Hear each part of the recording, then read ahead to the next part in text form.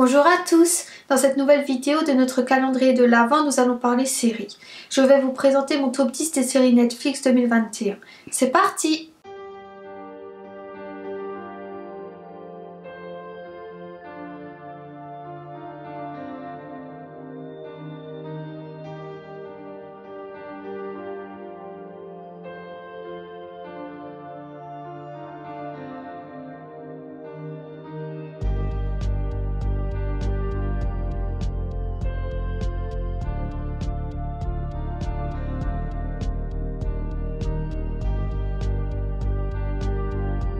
Cette série, adaptée d'un roman de Sarah Pinborough, nous fait passer un bon moment. Les comédiens sont très convaincants et en particulier Eve Hewson, Simona Brown et Tom Bateman qui interprètent respectivement Adele Ferguson, Louise Barnsley et David Ferguson. Il y a toutefois quelques longueurs mais le scénario est très bien ficelé et parvient à nous maintenir en haleine. La fin est surprenante mais très bien trouvée. Ce n'est pas la meilleure série de l'année mais elle est très divertissante.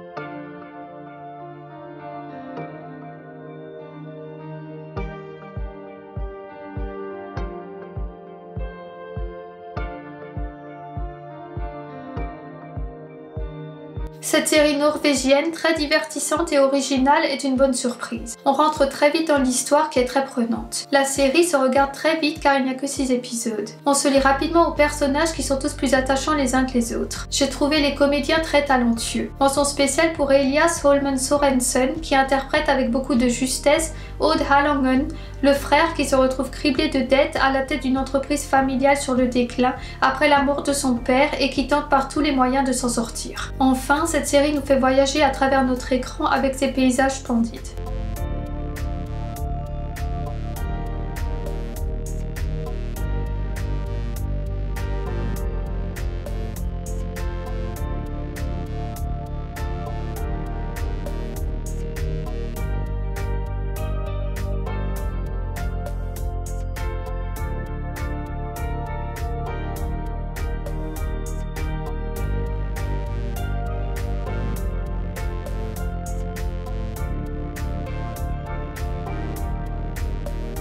Si vous êtes fan de thriller nordique, alors choisissez cette série danoise créée par Soren Sveistrup qui adapte son propre roman noir du même nom. Sveistrup est surtout célèbre pour avoir signé The Killing, sorti en 2007, série culte de 40 épisodes qui a d'ailleurs eu droit à une adaptation américaine en 2011. Octobre nous tient en haleine dès la première minute et nous plonge dans une ambiance automnale glaçante. Ce thriller nous entraîne sur les traces d'un tueur en série qui s'acharne sur des mères indignes. L'enquête est très fouillée et tous les ingrédients pour nous faire frissonner s'y trouvent. Le duo d'enquêteurs est parfait, que ce soit Naya Tulin, Danica Kursik, une jeune inspectrice ambitieuse qui se tue au travail, négligeant sa vie de famille et sa petite fille, ou Mark Hess, Michael Bow Folsgaard, son coéquipier mélancolique qui a du mal à se remettre de la mort accidentelle de sa femme et de sa fille. Les acteurs sont très bons et interprètent leur rôle avec beaucoup d'émotion. Quant à la fin, je l'ai trouvé très originale.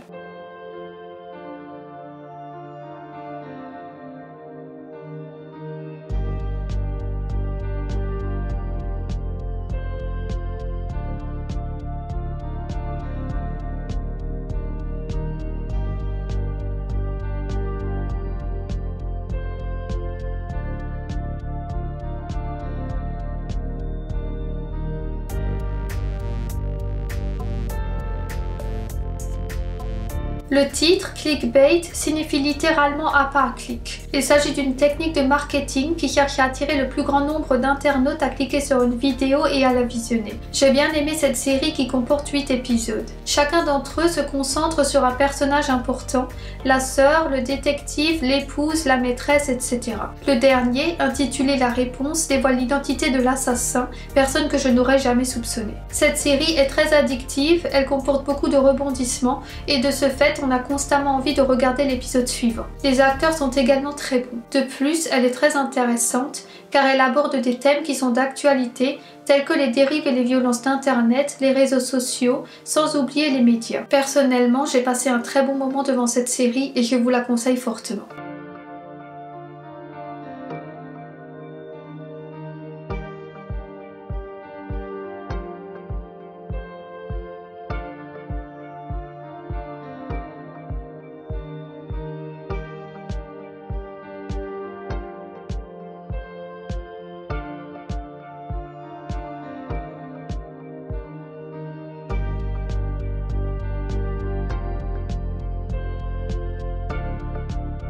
Les premiers épisodes peuvent lasser soit par leur lenteur ou par la longueur de certains discours sur la vie, la mort, la foi, mais il faut vraiment persévérer puisque le rythme va s'accélérer et que la fin est fascinante. Cette série mystique et ensorcelante a été réalisée par Mike Flanagan, créateur de The Haunting of Hill House et réalisateur de Dr. Sleep, la suite de Shining qui raconte les aventures du jeune Danny devenu adulte. Le casting est parfait. Il faut souligner la performance époustouflante d'Hamish Linklater qui est sans conteste la clé du succès de la série. Il interprète l'énigmatique père Paul, rajeuni par le sang d'un vampire qu'il a pris pour un ange. On y retrouve également la diacre Samantha Sloyan qui cite la Bible à l'envi.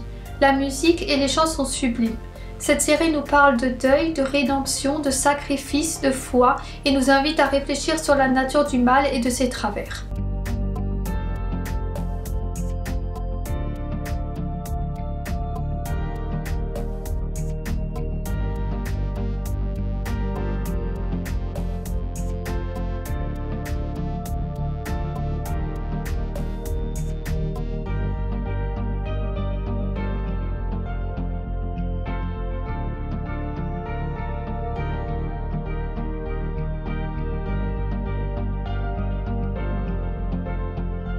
Cette série est basée en partie sur le roman du même nom de Todd Grimson qui a été publié en 1996. Si vous aimez l'univers de Lynch et de Cronenberg, alors n'hésitez pas, cette série est faite pour vous. Vous y trouverez un côté horrifique, gore, dérangeant et croyez-moi, certaines scènes resteront inoubliables. On y croise des zombies, un ver mangeant un œil, des monstres hantant le subconscient et surtout des chatons aux vertus fantastiques recrachés par Lisa, interprétée par Rosa Salazar, actrice que j'ai d'ailleurs trouvée épatante, même si le reste du casting est également formidable. Enfin, la mise en scène et la photographie sont très soignées et accentuent encore plus l'étrangeté de la série. Ce programme atypique et complètement déjanté est un petit bijou qu'il faut voir absolument.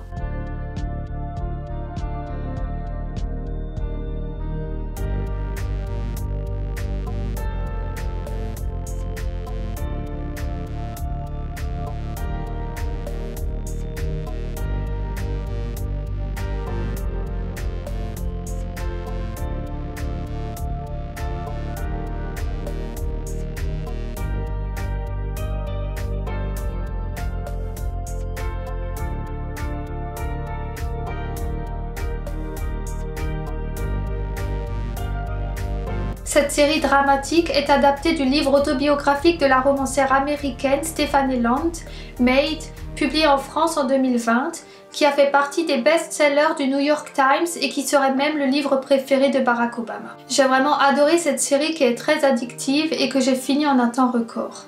Margaret Qualley est incroyable dans le rôle d'Alex qui devient femme de ménage pour subvenir aux besoins de sa fille. La mère d'Alex, Andie McDowell, qui est en réalité la vraie maman de Margaret Qualley, est également très talentueuse. Elle joue le rôle d'une artiste hippie, bipolaire, vivant dans une caravane et sur laquelle on ne peut absolument pas compter. Maid dénonce la réalité de la pauvreté aux États-Unis, les violences conjugales, l'emprise et la domination psychologique. L'histoire est très touchante et juste et le scénario très bien écrit.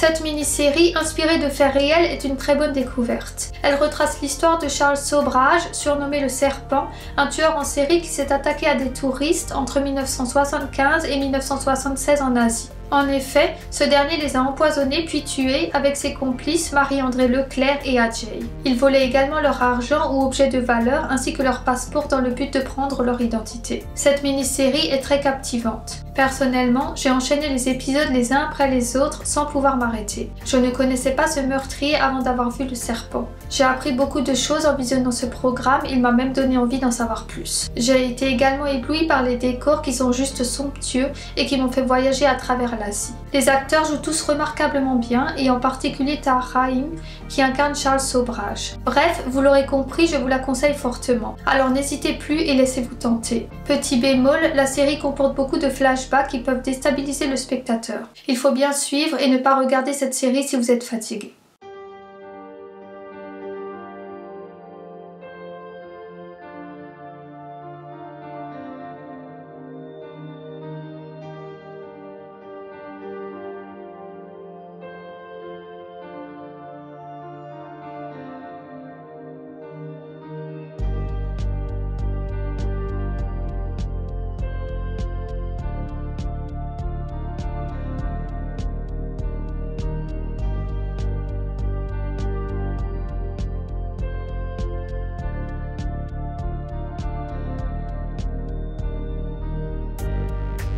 J'ai adoré cette série sud-coréenne dont le rythme très soutenu est un mélange de polar sur histoire de vengeance, de films d'action et de drame intime. Le rôle de l'héroïne principale est interprété par une jeune actrice mannequin de 26 ans, Han So-hee. Elle est vraiment époustouflante et est sans conteste la clé du succès de cette série. Elle a expliqué avoir suivi une préparation physique intense de 3 mois pour les scènes d'action au couteau et à main nue. Le tournage était très éprouvant et a suscité beaucoup d'attention, surtout pour ne blesser personne. En tout, elle a pris plus de 10 kilos de muscles pour ce rôle. Les productions coréennes deviennent de plus en plus intéressantes. Le seul bémol, c'est que les prénoms des acteurs sont un peu difficiles à retenir.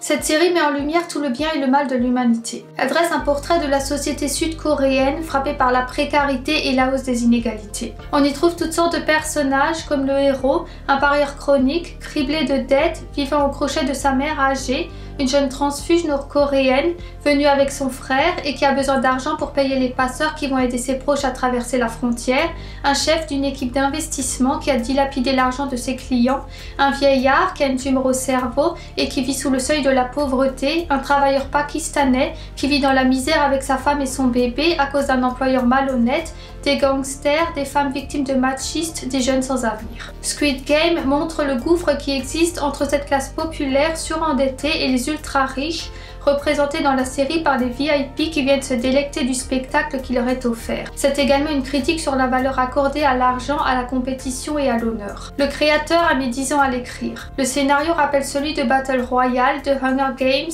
d'Alice in Borderland. La réalisation est très soignée. Voilà, ma vidéo est terminée. J'espère qu'elle vous aura plu. N'oubliez pas de nous soutenir en vous abonnant, en likant et en nous laissant un petit commentaire. Et on se dit à très vite pour une nouvelle vidéo de notre calendrier de l'Avent.